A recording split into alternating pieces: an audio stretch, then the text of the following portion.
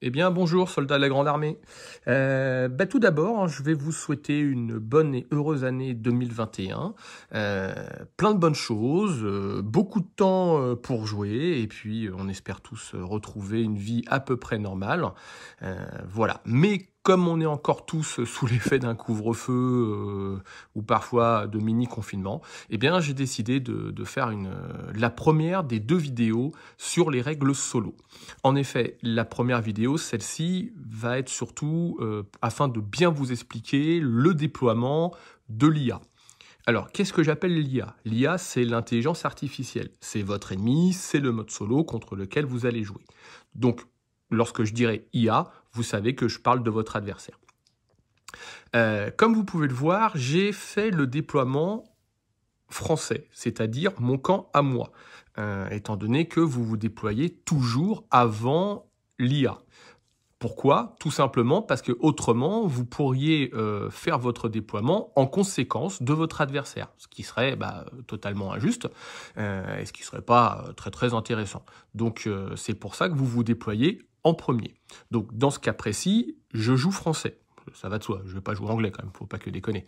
Là, maintenant que j'ai fait mon déploiement, j'ai mes troupes qui sont mises en place, j'ai mon deck armé qui est là-bas, que j'ai placé volontairement ici afin que vous puissiez le voir, je vais pouvoir commencer à faire le déploiement de l'IA de mon adversaire. Alors, ce qu'il faut bien se rappeler, c'est que pour cette première explication des règles solo, j'ai utilisé toutes les cartes avec un coin doré, d'accord? Donc, c'est-à-dire qu'elles soient françaises ou qu'elles soient coalisées, c'est celle, hop, je vais y arriver, avec le petit coin doré. Pourquoi? C'est parce que c'est plus simple au départ, comme ça on utilise des cartes qui sont un peu plus faciles à jouer, faciles à mettre en place. Maintenant, si vous maîtrisez bien le jeu et que vous voulez vous faire plaisir, je vous invite à utiliser toutes les cartes de toutes les extensions afin de vous amuser, hein. Donc voilà. Donc ça c'est fait. Je vous rappelle que dans le mode solo, on ne joue pas avec les cartes de bluff, donc l'initiative, il va vraiment falloir la gagner et on va voir que c'est important. Et puis, on ne joue pas avec les cartes objectifs, puisque l'adversaire, votre IA, voilà, les cartes objectifs, il va avoir un peu du mal à les faire, donc elles sont enlevées. Donc, comment ça se passe, le déploiement en mode solo? Alors, j'enlève ça. Au passage, je fais un petit essai. J'utilise pas ma GoPro pour une fois, j'utilise mon iPhone. On va bien voir ce que ça donne au montage. Alors, je prends les cartes de mon adversaire, de l'IA, que vous connaissez. Hop, elles sont toutes avec le petit coin doré en bas. Alors, le principe, ça va être de former 3 paquets. Pourquoi 3 paquets? Parce qu'il va y avoir un premier paquet qu'on va utiliser pour la première ligne, on va avoir le second paquet pour la seconde, et on va donc avoir les cartes qui sont en réserve. Alors, étant donné que les règles sont les mêmes, les unités de la garde ne peuvent être placées que dans votre réserve. À aucun moment au déploiement, elles ne peuvent être en première ou en seconde ligne.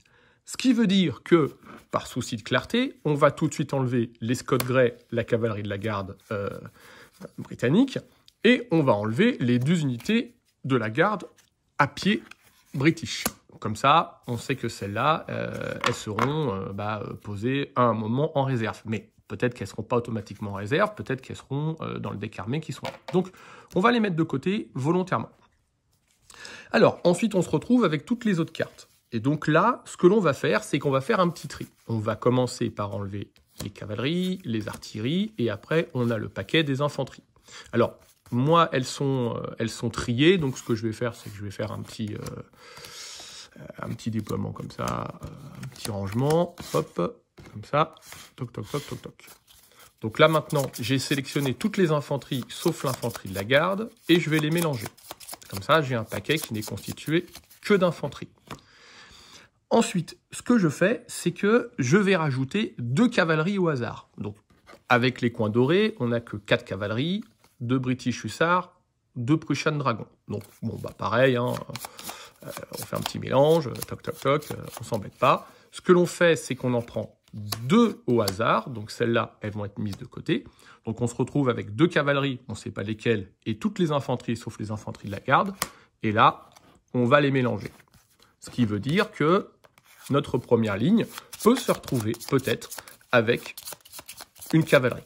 Enfin, quand je dis notre première ligne, hein, c'est l'IA, bien sûr. Donc, alors, maintenant que c'est fait, et qu'on a mélangé nos 2 cavaleries à l'infanterie, et ben, ce qu'on va faire, c'est qu'on va en tirer 5, car il y a 5 emplacements dans la première ligne. Donc vous avez remarqué qu'on n'a pas mis les artilleries, puisque les artilleries ne peuvent pas être déployées en première ligne. On ne peut même pas y arriver d'ailleurs.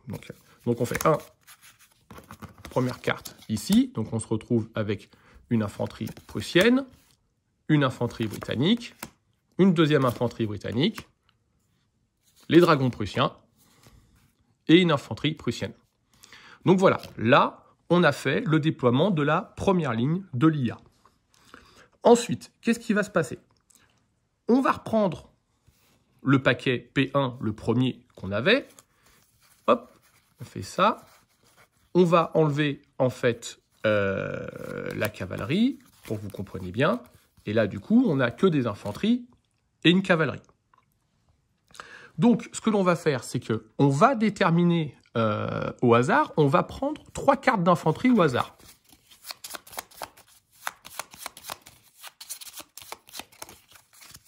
Hop, 1, 2, 3. 3 au hasard. Ensuite, ce que l'on va faire, c'est qu'on va y rajouter une artillerie. Comme ça, il va y avoir une probabilité que peut-être il y ait une artillerie en deuxième ligne. Ce que l'on va faire, c'est qu'on va rajouter toutes les cavaleries restantes. Donc, on va rajouter celles qui n'étaient pas en première ligne, parce qu'il y en avait 2, et les 2 autres. Et donc, cette fois, on se retrouve avec un paquet de 3 infanteries, une artillerie, ça fait 4. 4 et 3 cavaleries, ça fait 7. Donc là, pareil, on fait un petit mélange. Hop. Bah alors, viens là, toi. Elle veut s'échapper. C'est normal, ils ont peur, ils combattent les Français. Donc voilà. Et maintenant, bah, qu'est-ce qui se passe? Bah, je vais la retourner dans l'ordre. Donc, une infanterie prussienne. Ah bah voilà. Une artillerie en seconde ligne. Des hanovriens. Et encore une British Infantry. Donc là, eh bien, on n'a pas tiré de cavalerie en deuxième ligne. Ça fait partie du jeu. C'est comme ça, ma pauvre Lucette. Alors, ensuite, bah, il va rester qu'à former le dernier paquet, donc qui est constitué des cartes restantes. On rajoute, bien sûr, l'artillerie, pardon. On rajoute les infanteries qu'on n'a pas utilisées. Et on rajoute les unités de la garde. En clair, on rajoute tout le reste. Voilà. Et là, pareil, on refait un petit mélange. Toc, toc, toc, toc, toc. Alors, bon, moi, c'est pas bien mélangé parce qu'elles sont un peu triées, mais c'est pas grave. Et là, on va donc mettre 3 unités en réserve. Donc, on va se retrouver avec des dragons prussiens. Ah bah, une cavalerie et une artillerie. Voilà. Donc voilà, ça y est, là, votre déploiement, il est fait. Le reste des cartes, bah, ça constitue le deck armé dans lequel les unités vont pouvoir arriver tous les tours en réserve de façon normale. Donc vous voyez, hein, c'est pas très très compliqué. Il suffit de composer 3 paquets, pas d'artillerie et pas de garde lorsque vous faites votre premier et deuxième paquet, et pas d'artillerie dans la première ligne, hein, ça c'est évident. Il y aura 2 cavaleries maximum qui pourront être dans la première ligne. Par la suite, vous augmentez normalement les chances d'avoir des cavaleries en seconde ligne. Là, c'est pas le cas, c'est un bel exemple. Par contre, on a bien une artillerie en deuxième ligne. Et sur la troisième ligne, la réserve, bah, on se retrouve avec de la cavalerie. Donc là, plus une artillerie. Donc là, dans ce déploiement de l'IA, il va falloir faire attention parce que y a de la cavalerie lourde, il y a de l'artillerie et il y a un British Hussar qui est en réserve et peut-être que celui-ci va partir en contournement. Donc, il va falloir faire attention. C'est un déploiement qui est compliqué pour vous, là, de ce que je vois, quoi. Surtout qu'il y a quand même 3 British Infantry qui sont là. Donc, si des bâtiments sortent, ça peut être un peu difficile. Alors, là, voilà, c'est très simple. Hein, je pense que vous l'avez compris. La dernière chose qui reste à faire et qui est très, très importante, en fait, c'est le deck de stratégie. Pourquoi? Parce que, contrairement à une partie normale, votre adversaire ne va pas avoir 5 cartes en main, mais il ne va en avoir que 3. 3 qui sont face ouverte. Alors, Là, par contre, j'ai volontairement triché sur le paquet de stratégie de façon à y placer une carte de terrain. Parce que, comme vous, lors d'un déploiement, comme vous le savez, lorsqu'on a une carte de terrain en main de départ, on peut la mettre dans son déploiement de base. Alors, comment ça se passe? Eh bien, tout simplement, vous allez en fait tirer. Alors, je ne sais pas où je vais les mettre pour que ça soit vraiment visible. Je vais essayer de les mettre comme ça, c'est pas grave, ça va un peu se jalonner. On se retrouve avec des cartes. Je vais faire ça. Voilà. Donc, on met normalement sur le côté un peu plus loin les cartes de stratégie qui forment la main de l'IA. Donc, comme on est toujours au déploiement, on s'aperçoit qu'il y a un bâtiment. En l'occurrence, ici, il y a une ferme. Donc, vous êtes obligé de le placer pour l'IA. Et c'est là que il faut être fair play, et je l'ai indiqué 2 fois dans les règles solo, c'est qu'il va falloir en fait toujours jouer de façon à faire avantage à l'IA que la situation soit la plus dure pour vous. Donc, actuellement, on a une ferme. Alors, c'est marrant parce que vous allez voir que c'est très intéressant la situation qui se passe, et je vais volontairement avancer la caméra. Nous allons devoir placer la carte ferme. Donc, où est-ce qu'on va la placer? Eh bien, il y a 2 choses qu'il faut regarder. Et là, il y a véritablement un choix. Les infanteries britanniques ont +1 en tir lorsqu'elles sont dans un building. Donc, ça peut être intéressant de placer la ferme ici ou ici, car l'unité aurait 4 en feu. 4 en feu sur une unité à 3 en cohésion, 4 en feu sur la meilleure infanterie française. C'est intéressant. Surtout qu'on s'aperçoit que derrière, on a une cavalerie lourde française, on a des cuirassiers. Donc si on met un bâtiment, on s'assure que les cuirassiers ne pourront pas venir charger cette unité. Donc là aussi, il y a un choix à faire.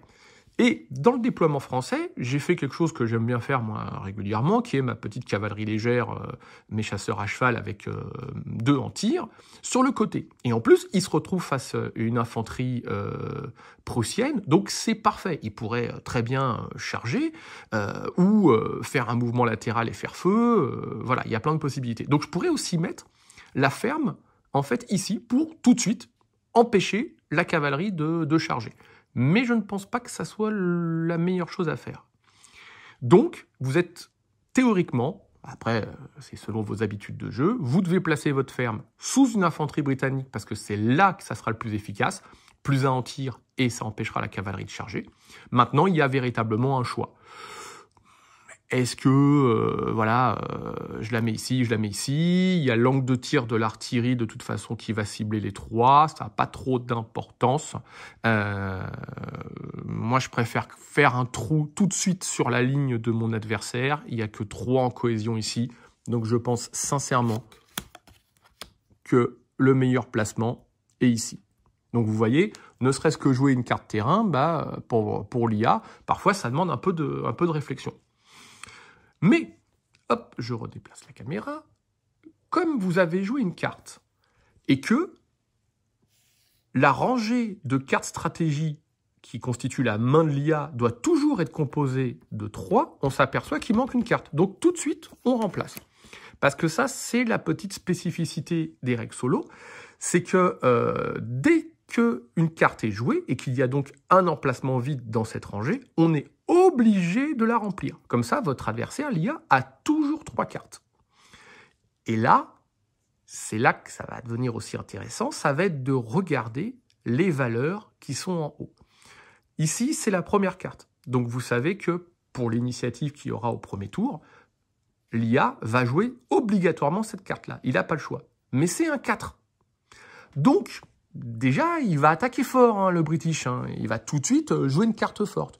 Et je vous rappelle que dans les règles solo, c'est indiqué, si vous perdez l'initiative avec une trop grande différence, vous donnez une 4e activation à l'adversaire. Ce qui veut dire qu'il ne faut pas, comme dans une partie normale, craquer, en général c'est la carte bluff, en vous disant ce tour-là, je m'en moque, je ne conserve pas l'initiative.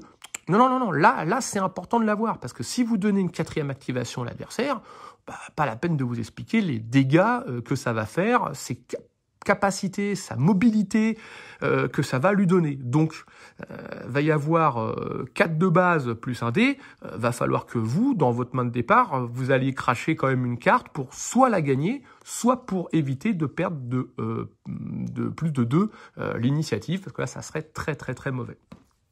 Donc voilà, donc là, grosso modo, on a fini le déploiement. On a déployé notre armée, première ligne, deuxième ligne réserve, on a notre deck armé qui est prêt à être pioché éventuellement, on a notre rangée en fait de cartes de stratégie, après il ne reste plus que l'utilisation des cartes actions. Mais ça, je le ferai dans la deuxième vidéo, de façon à ce que ça soit bien clair. Voilà.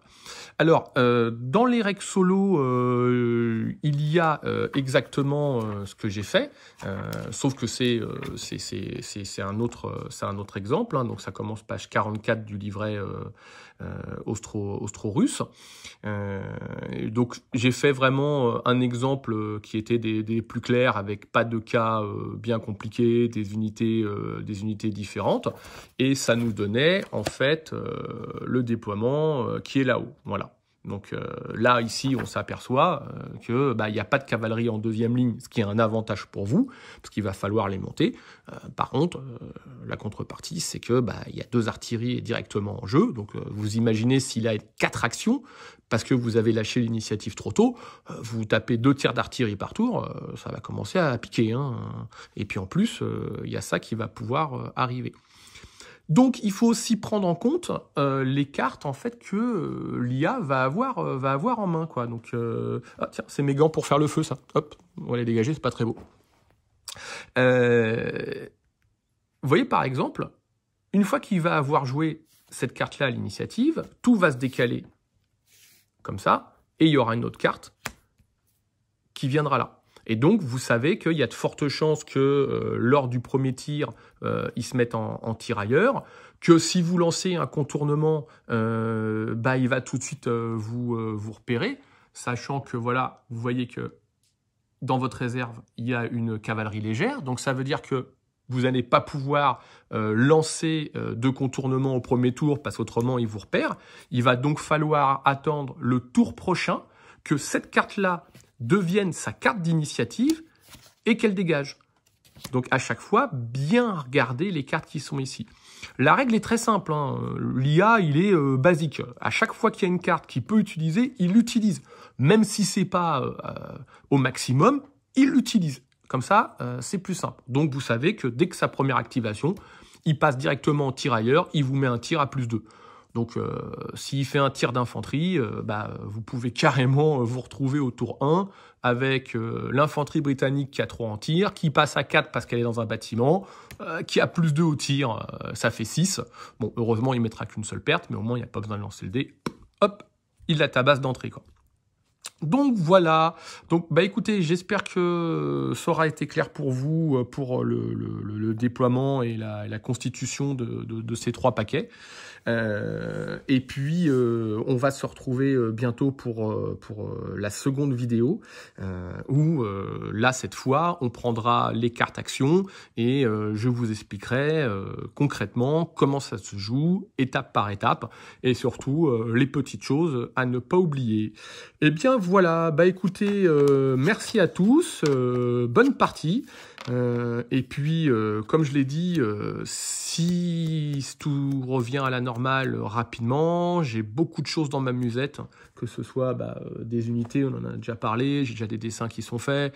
La seule chose qui me manque actuellement, c'est mes potos qui m'aident à tester parce que je peux pas les voir, ils sont loin, il y a le confinement, tout ça.